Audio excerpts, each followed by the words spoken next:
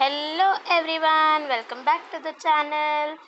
Law of supply हमने start किया था और लास्ट वीडियो में हमने देखा था कि क्वांटिटी सप्लाइड एंड सप्लाई के बीच में डिफरेंस क्या है।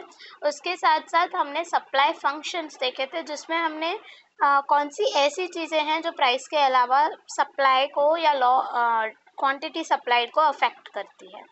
आज इस वीडियो में हम relation between price and quantity supplied यानी किस तरीके से वो रिलेटेड है। जैसे डिमांड और क्वांटिटी डिमांडेड एंड प्राइस जो है वो इनवर्सली रिलेटेड थे, वैसे ही क्वांटिटी सप्लाइड एंड प्राइस किस तरीके से रिलेटेड है हम वो देखेंगे।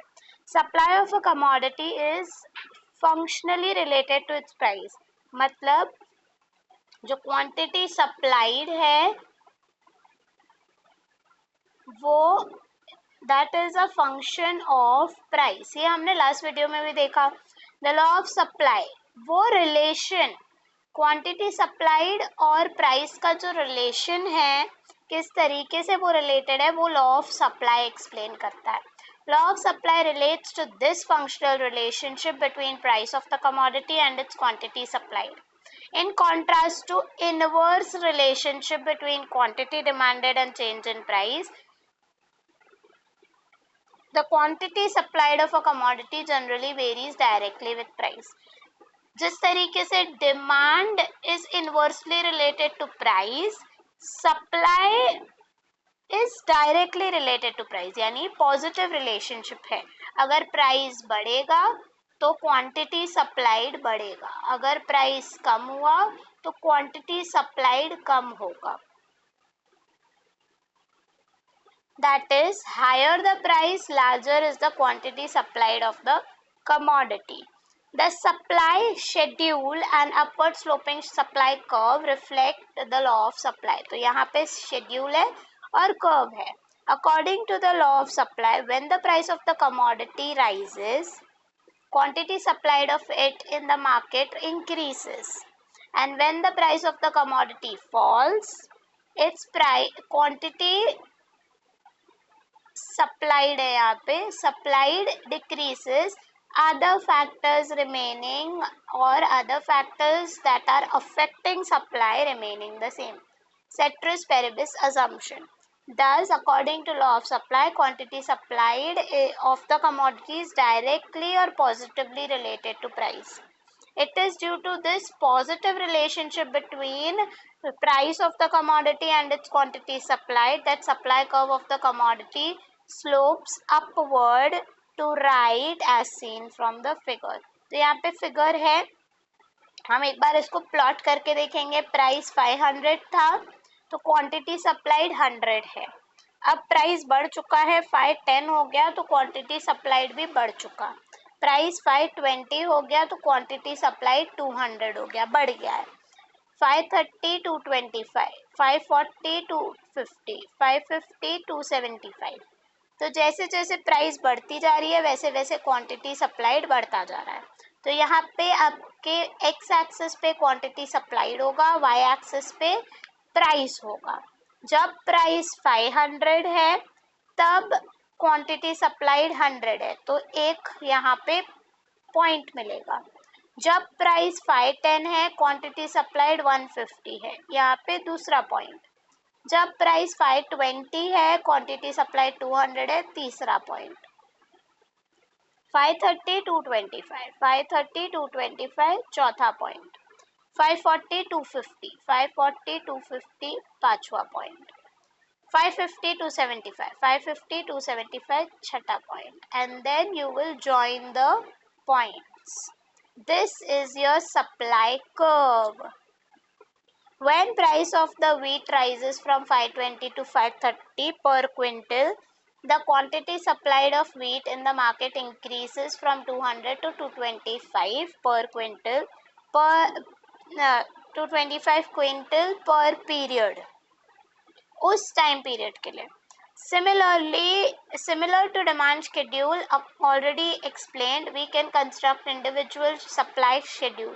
ये इंडिविजुअल फर्म का सप्लाई शेड्यूल होगा।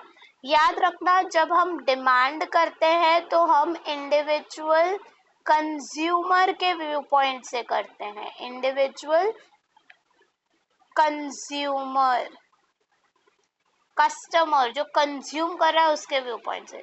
जब हम सप्लाई देखते हैं तो वो इंडिविजुअल फर्म या प्रोड्यूसर के व्यू पॉइंट से देखते हैं। So when you are reading anything with relation to demand, या कुछ भी शिफ्ट इन डिमांड करना है या वो shift in movement along the demand करना है, तो आप खुद को एक कंज्यूमर मान के चलिए। और अगर सप्लाई में कुछ भी चेंजेस देखना है तो आप खुद को एक प्रोड्यूसर के तौर पे देखिए, तो आपको इजीली पता चल जाएगा कि कैसे रिलेशन है।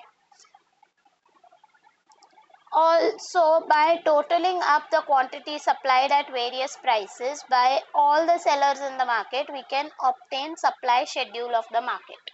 तो अगर हम सारे जैसे मार्केट का क्वांटिटी डिमांड था, हम लोग ए बी सी और ये quantity demanded in the market वो था, वैसे ही हम सप्लाई का भी कर सकते हैं। सप्लाई शेड्यूल रिप्रेजेंट्स, तो यहाँ पे फर्म ए का सप्लाई शेड्यूल होगा, फर्म बी का सप्लाई शेड्यूल होगा, फर्म सी का सप्लाई शेड्यूल होगा, और ये इंडस्ट्री का सप्लाई शेड्यूल होगा, उस इंडस्ट्री का।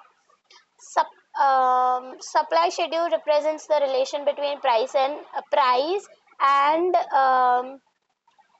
so to produce and sell at various prices, or goods to produce and sell at various prices. We have given table 5.3 a supply schedule of wheat per day in a market. तो यहाँ पे per day में कितना market में they are willing to supply at various prices, वो यहाँ पे दिखाया गया है। It will be seen from the above table that when price is 500, 100 quintals of wheat are supplied in the market. When price of wheat rises to 510, 150 quintals wheat are supplied. When price of wheat goes up to 550, तो वही explanation है जो वहाँ पे दिया गया है। It will be seen from the figure that supply curve slopes upward from left to right, which indicates that as the price of the wheat rises, quantity supplied increases and vice versa. This is in sharp contrast. पूरा total contrast है, contrast है मतलब उल्टा है demand curve से। Demand curve downward sloping है, supply upward sloping है। इस वीडियो में हमने देख लिया लॉ ऑफ सप्लाई होता क्या है basically. So it is nothing but the relation between price and quantity supplied. I am not saying supply, I am saying quantity supplied.